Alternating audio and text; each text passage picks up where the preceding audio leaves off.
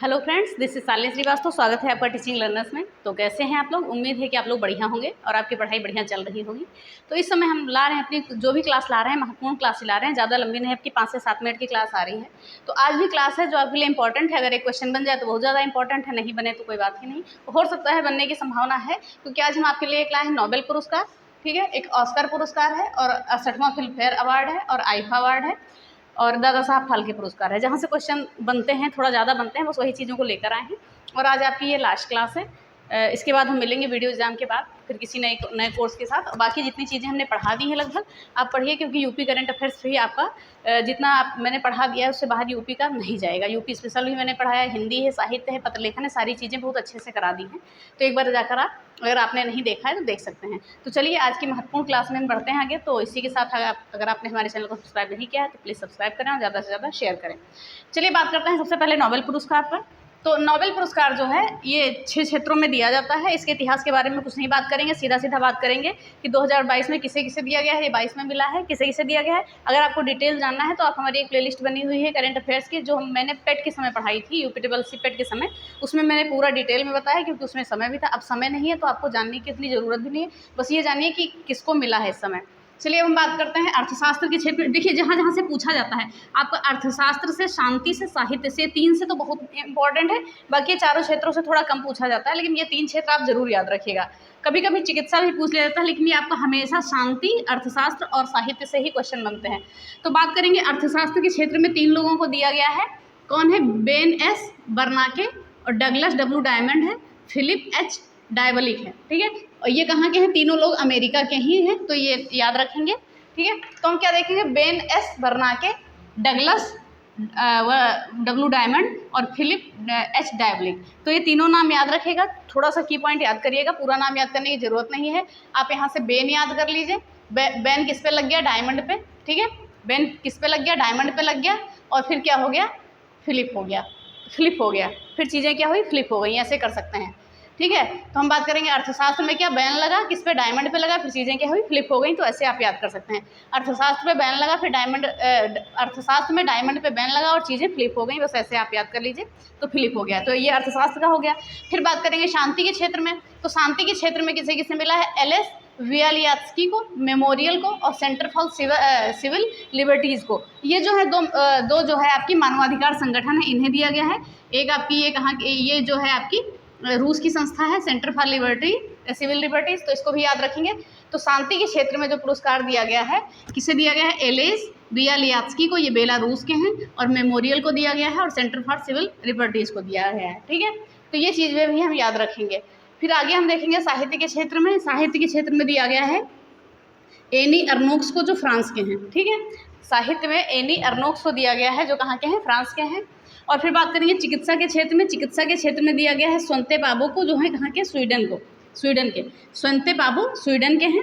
और फिर रसायन के क्षेत्र में हम बात करेंगे किसको किसको दिया गया है? कैरोलिन बर्टोजी को, मार्टिन मेडल को, बैरी शार्पलेस को। ये बर्टोजी कहाँ के हैं? यूएसए के। मेडल कहाँ के हैं? डेनमार्क के हैं।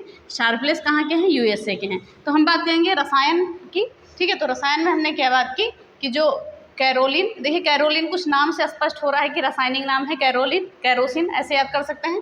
तो कैरोलिन को क्या मिल गया? मेडल मिल गया, ऐसे याद कर लीजिए। मेडल मिल गया जो बेरी था या कुछ ऐसे याद करिए। तो रसायन कैरोलिन मेडल बेरी, ऐसे याद कर लीजिए, कैरोलिन मेडल बेरी, ठीक है। रसायन के क्षेत्र में हो गया। फिर बात करेंगे भौतिकी के क्षेत्र में। भौतिकी के क्षेत्र में मिला है एलन आस्पेक्ट को, जो फ्रांस के हैं, जान क्लासर को मिला है, जो यूएसए के हैं, और एटोन जिलिंगर को मिला है, जो ऑस्ट्रिया के हैं, ठीक है। चलिए हम एक बार इसको और देख लेते हैं जल्दी से, फिर हम इसको करते हैं। देखिए अर्थशास्त्र के क्षेत्र में किसे मिला है?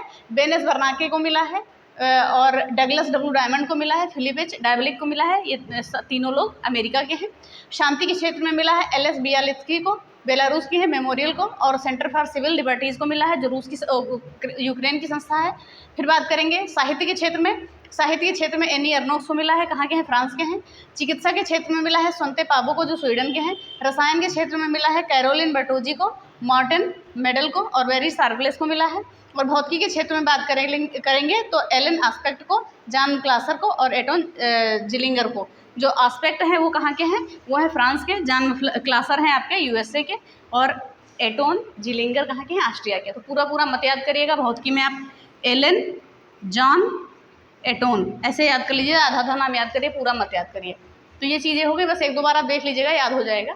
चलिए अब हम बात करेंगे ऑस्कर पुरस्कार का, जो इंपॉर्टेंट है, अभी हाल ही में घोषित हुआ है। तो ऑस्कर पुरस्कार में सर्वश्रेष्ठ फिल्म का अवार्ड मिला है आपको everything everywhere all at once. ठीक है, फिल्म कौन सी है? Everything everywhere all at once. तो ये फिल्म का है सर्वश्रेष्ठ फिल्म का पुरस्कार। ऑस्कर पुरस्कार किसे मिला है? इस फिल्म को मिला है everything everywhere all at once. अब बात करेंगे सर्वश्रेष्ठ निर्देशक का पुरस्कार किसको मिला है? डेनियल क्वान को मिला है और डेनियल शेनर्ट को मिला है। डेनियल क्वान और क्या है? शेनर्ट, क्वान और शेनर्ट आप याद रखेंगे। और फिर सर्वश्रेष्ठ अभिनेता का पुरस्कार मिला है ब्रेंडन फ्रेजर को। ठीक है, ब्रेंडन फ्रेजर को मिला है इस कौन सी मूवी के लिए? द व्हेल के लिए।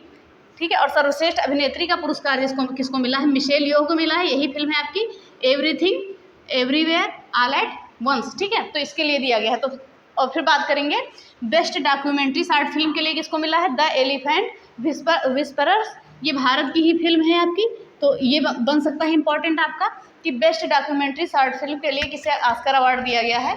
तो द एलिफेंट विस्पर्स को दिया गया है। और फिर बात करेंगे बेस्ट ओरिजिनल सॉन्ग के लिए नाटू नाटू RRR की है, मोस्ट इंपॉर्टेंट, ये पूछा जाएगा आपका, हो सकता है पूछा जाए। ठीक है, तो ये सॉन्ग मत भूलिएगा नाटू नाटू का।